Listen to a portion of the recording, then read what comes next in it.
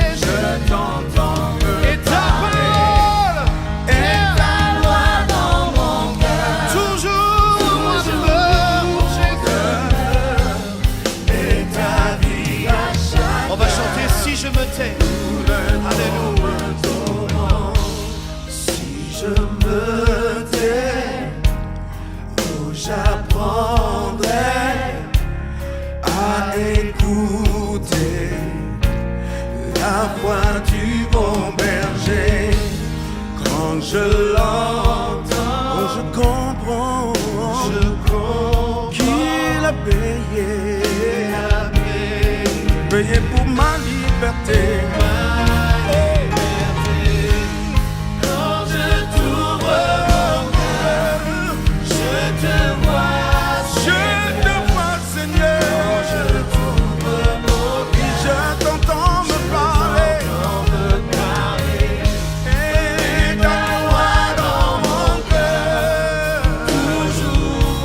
Toujours et demain, la vie à chaque heure, coule comme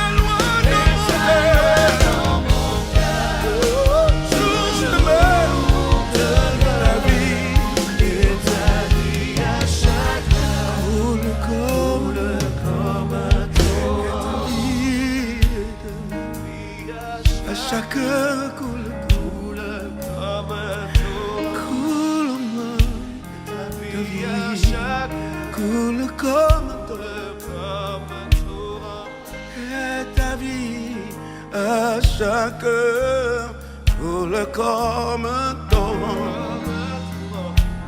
Coule, coule, coule, coule, coule, coule, coule en moi. Inonde, inonde, inonde, inonde, inonde, inonde ma vie, Seigneur. Remplis, remplis, remplis, remplis, remplis, remplis, Seigneur. Coule en moi, Jésus. Coule en moi. Coule en moi. Coule comme un torrent. Coule, coule. Coule, coule. Coule, coule, coule en moi. Oh, coule, coule. Coule, coule. Oh, coule, coule. Coule, coule. Coule, coule.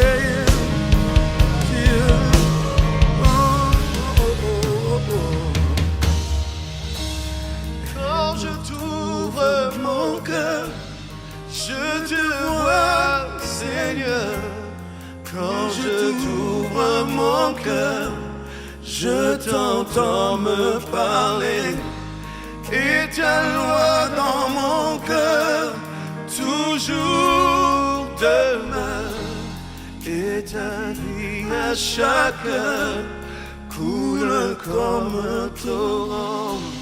Quand je t'ouvre mon cœur, je te vois, Seigneur. Quand je t'ouvre mon cœur, je t'entends me parler, et ta loi dans mon cœur toujours demeure, et ta vie à chaque heure coule comme un torrent. Oh, nous t'adorons. Nous t'adorons, Jésus. Oh, nous t'adorons, Jésus. Oh, nous t'adorons, nous t'adorons. Oh, nous t'adorons, nous t'adorons. Oh, nous t'adorons, Jésus. Jésus, nous t'adorons. Oh, nous t'adorons. Nous t'adorons, Seigneur. Oh, nous t'adorons, Jésus. Oh, nous t'adorons. Adore-le avec nous. Nous t'adorons. Là où tu es, adore-le avec nous.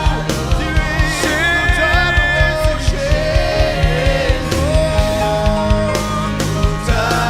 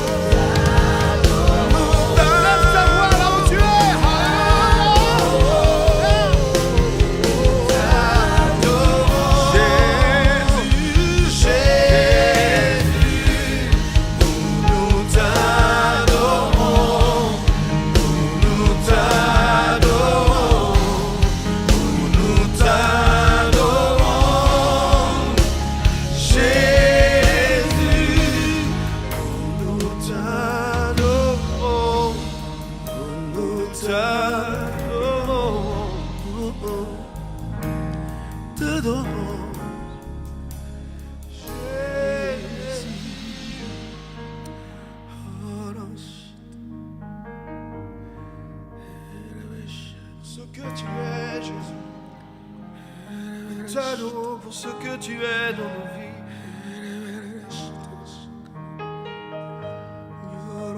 Nous t'adorons, Jésus. Tu nous as tellement aimés. Nous t'aimons au retour, Jésus.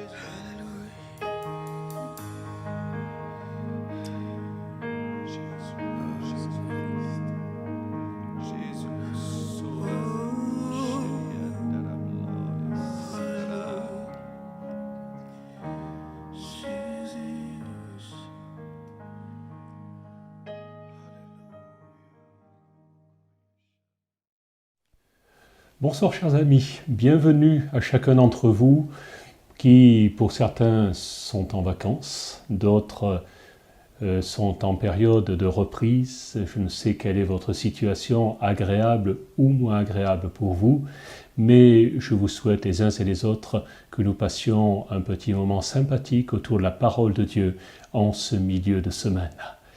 J'ai eu à cœur ce soir de commencer par une petite anecdote, un petit souvenir, je dirais. Nous étions avec les représentants de notre communauté, de notre Église, dans le besoin d'un conseil.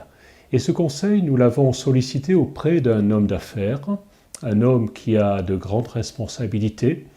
Donc nous sommes partis à un petit groupe, de façon à entendre les uns et les autres la voix de la sagesse en la personne de ce monsieur. Et nous sommes installés dans son immense salle de réunion. Il était seul, en face de, je dirais, 7 ou 8 personnes, ce qu'il a tout de suite noté en qualifiant de cela un petit peu effet tribunal, mais nous n'étions venus que dans de bonnes dispositions. Et nous avons exposé ensemble notre projet. Il s'agissait d'un projet immobilier, et nous avions besoin de conseils. Et je n'oublierai jamais la question que cet homme nous a posée. Qu'est-ce que Dieu vous a dit ? Une question toute simple par elle-même, mais en même temps remplie de sagesse et qui nous a placés les uns et les autres au pied du mur, c'est le cas de le dire. Et ce soir, je voudrais m'entretenir sur la façon d'écouter ce que Dieu a à nous dire, si nous avons déjà à l'écouter ou non, et dans ce cas, dans ce premier cas, comment Dieu nous invite à le faire, en quelles circonstances, etc. Je pense que c'est un bon programme de début de rentrée, et qui va nous interpeller, et qui m'interpelle, moi le premier, et j'espère qu'il vous interpellera les uns et les autres. Je veux l'illustrer au travers de quelques exemples tirés des Saintes Écritures.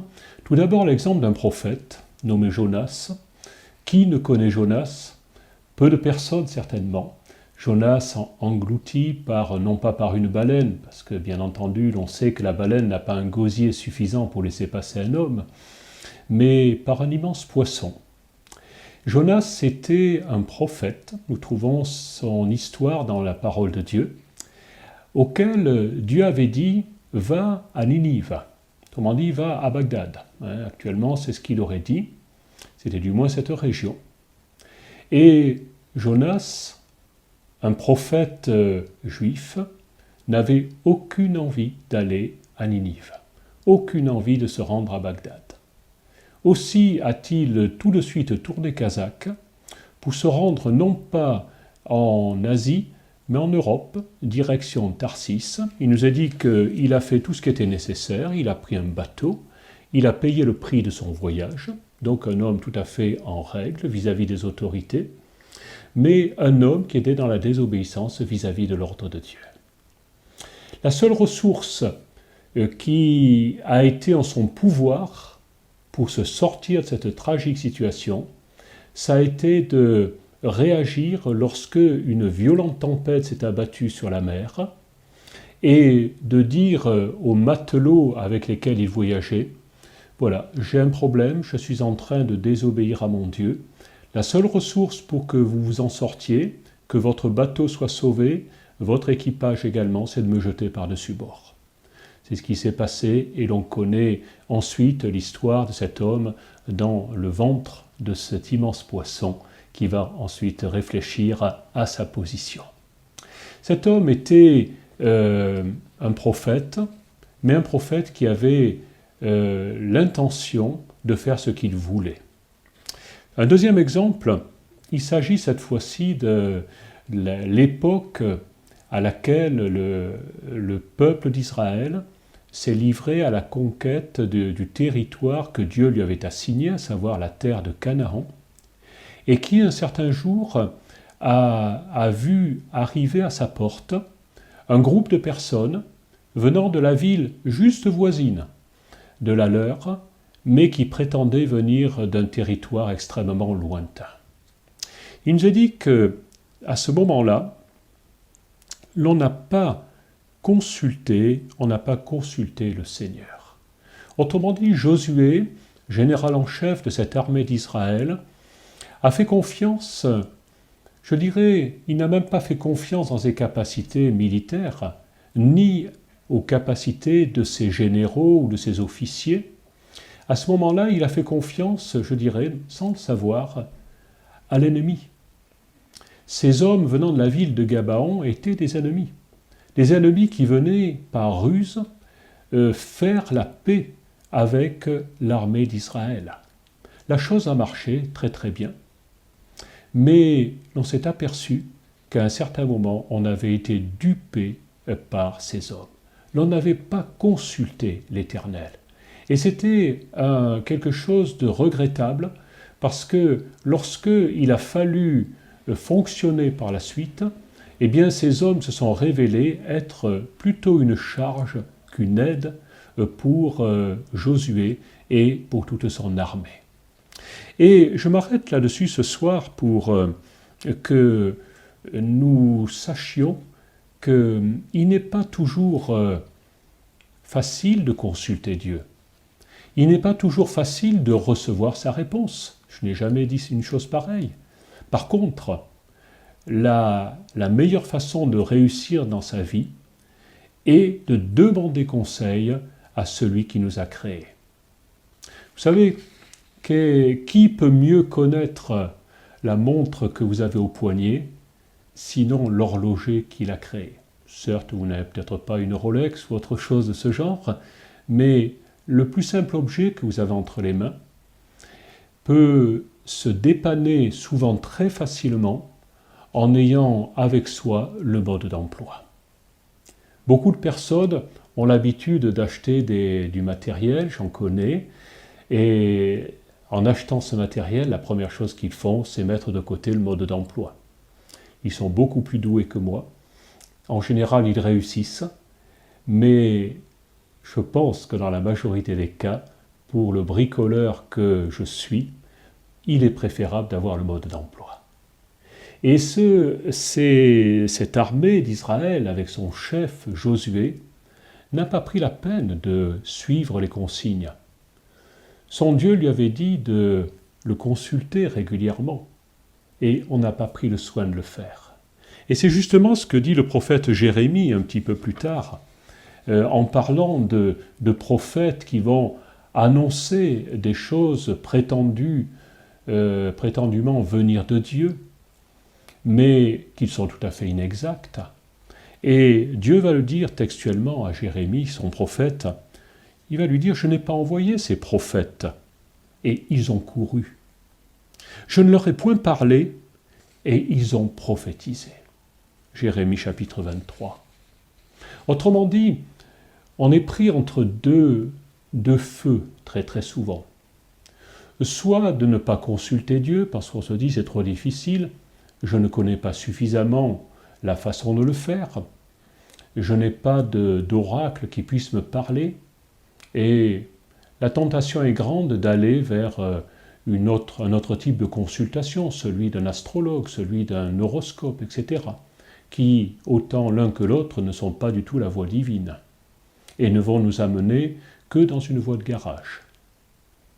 Mais il y a également la possibilité de s'en remettre au conseil éclairé de quelqu'un qui a également l'habitude de connaître et d'entendre la voix de Dieu.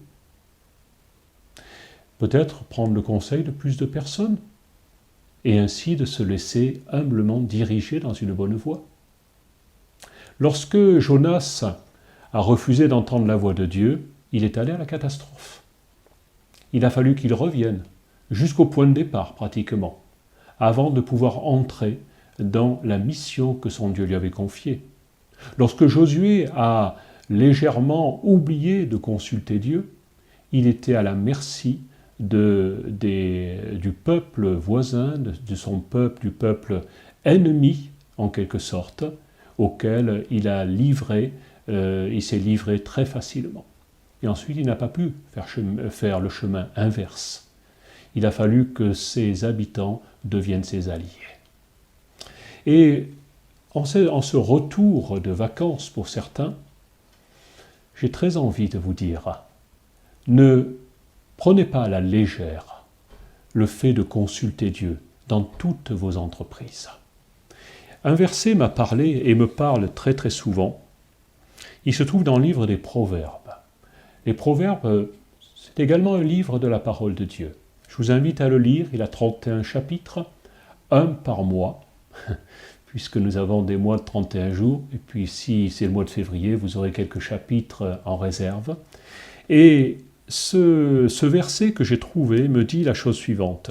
« Recommande à l'Éternel tes œuvres, et tes projets réussiront. » Je voudrais le traduire de façon un peu plus originale, ce verset. « Roule vers l'Éternel tes œuvres », comme en quelque sorte une grosse pierre que tu vas rouler vers un endroit qui n'est pas le sien. Roule vers l'Éternel tes œuvres, ce que tu fais, et tes inventions seront solides. Tes inventions, c'est le synonyme de travaux d'ingénieur. Et c'est l'équivalent. Si tu acceptes de te défaire de ton projet, provisoirement de dire cette œuvre, je ne peux pas la réaliser tout seul, mais je la fais rouler vers Dieu.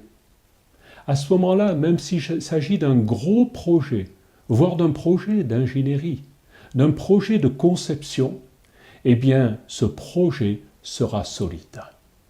À ce propos, je voudrais vous citer, peut-être vous citer à nouveau, je l'ai déjà fait, le récit de cet homme qui s'appelait Robert Le Tourneau, qui était un ingénieur qui réalisait des machines de travaux publics, des scrappers, des dumpers, etc.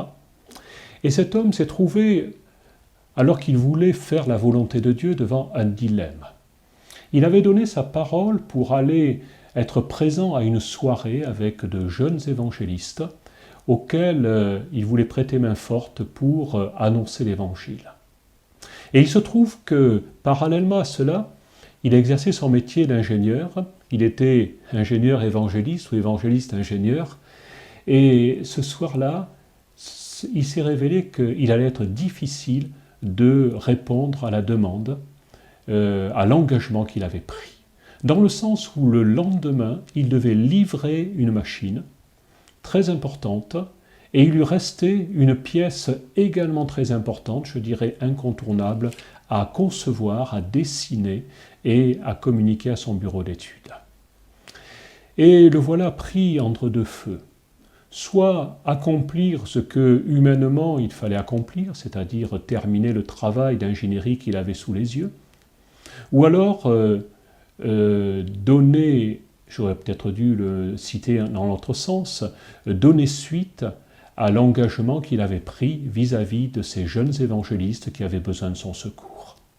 Il a longtemps hésité, et heureusement, il a choisi la voie de l'engagement, la voie de son honnêteté, et il est parti honorer de sa présence cette rencontre avec ces jeunes évangélistes qui avaient réuni une grande foule à laquelle annoncer l'évangile.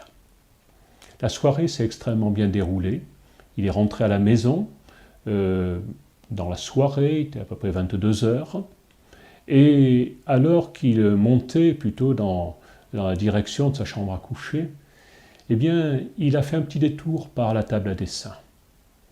Il s'est arrêté devant ce dessin inachevé, il a regardé, et en l'espace d'une dizaine de minutes, un flash a surgi dans son intelligence.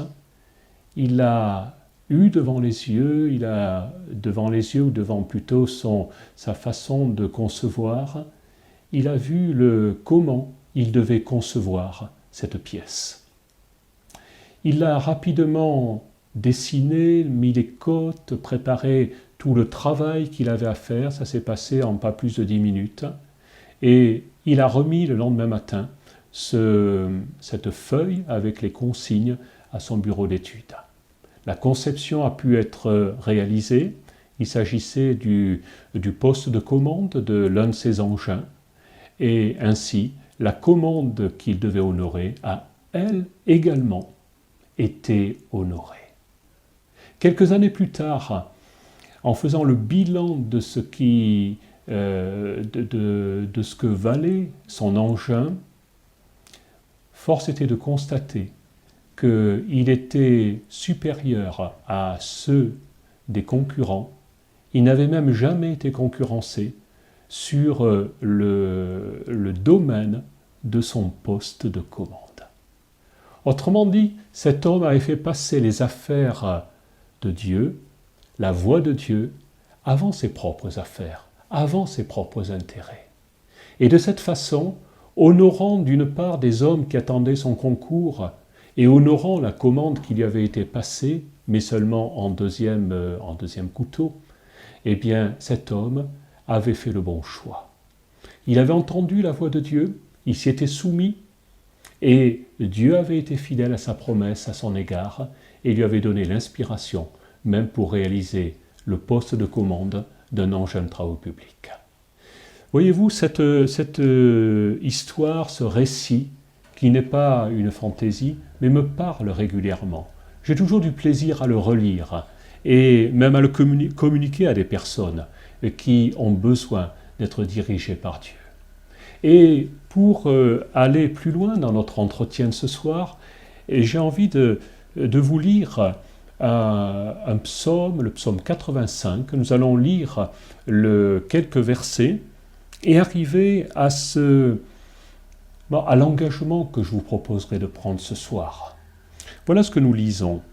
Tu as été favorable à ton pays, ô Éternel. Tu as ramené les captifs de Jacob. Donc vous pouvez tout de suite voir qu'il s'agit du retour d'exil du peuple d'Israël. L'exil certainement de Babylone. Et là, nous sommes à ce moment-là. Tu as enlevé la faute de ton peuple. Tu as pardonné tous ses péchés. Autrement dit, le psalmiste, l'écrivain de ce psaume, est sensible au fait que si l'exil avait pu se produire, c'était parce que le peuple dont il faisait partie s'était détourné de son Dieu. Tu as retiré tout ton courroux. Tu es revenu de l'ardeur de ta colère. Rétablis-nous, Dieu de notre salut. Mets fin à ton indignation contre nous. T'irriteras-tu contre nous à jamais?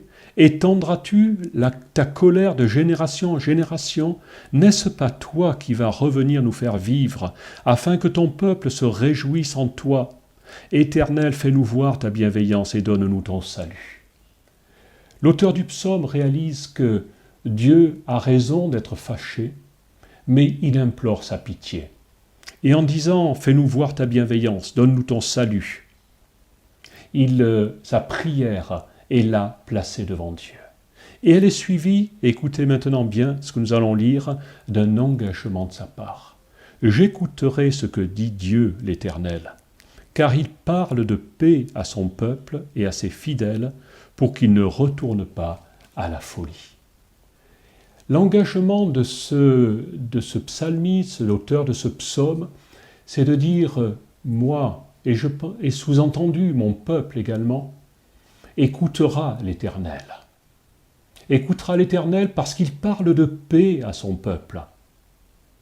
Deux choses qui vont ensemble, l'écoute de Dieu et la paix qui est communiquée au fond du cœur de la personne qui écoute. D'ailleurs, Et c'est là-dessus que je voudrais terminer notre entretien de ce soir.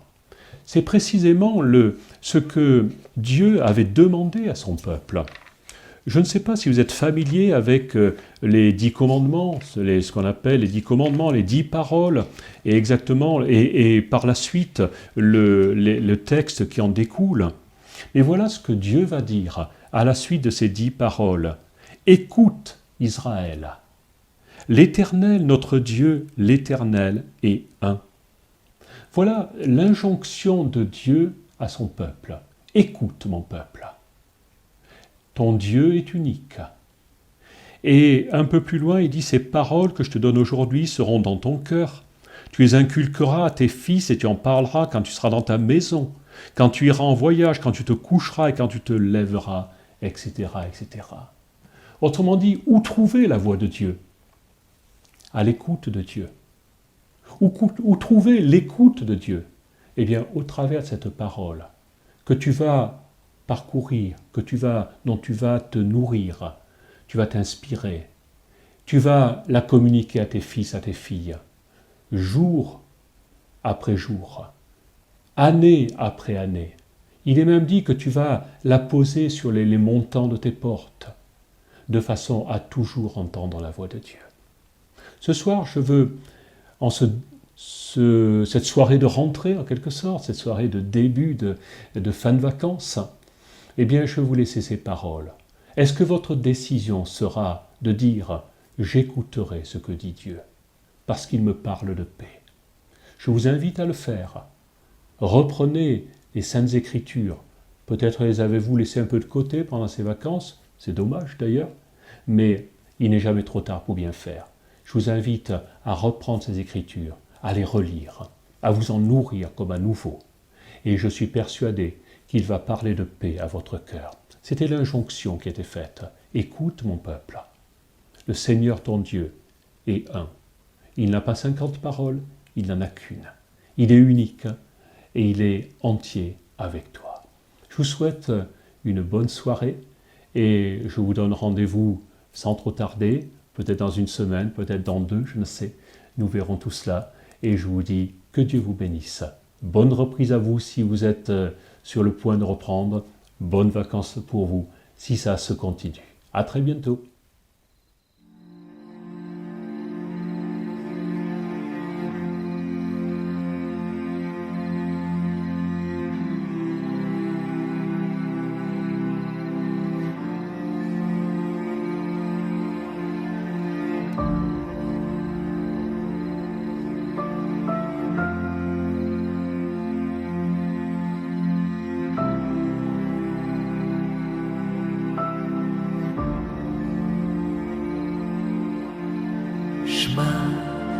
Israël, Adonai Eloheinu, Adonai Echad. Shema Israël, Adonai Eloheinu, Adonai Echad. Shema Israël, Adonai Eloheinu, Adonai Echad. Shema Israël, Adonai Eloheinu, Adonai Echad. Écoute Israël, le Seigneur est notre Dieu, le Seigneur est un. Écoute Israël, le Seigneur est notre Dieu, le Seigneur est un. Écoute Israël, le Seigneur est notre Dieu, le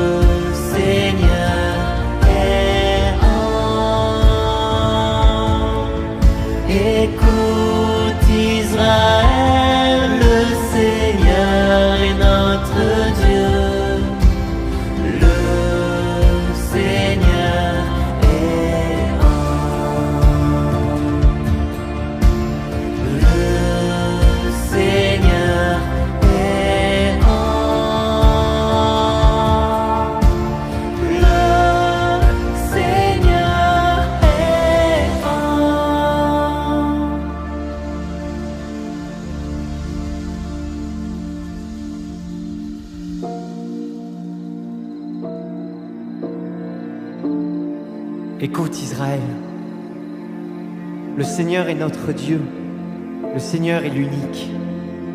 Tu aimeras le Seigneur ton Dieu de tout ton cœur, de toute ton âme et de toute ta force.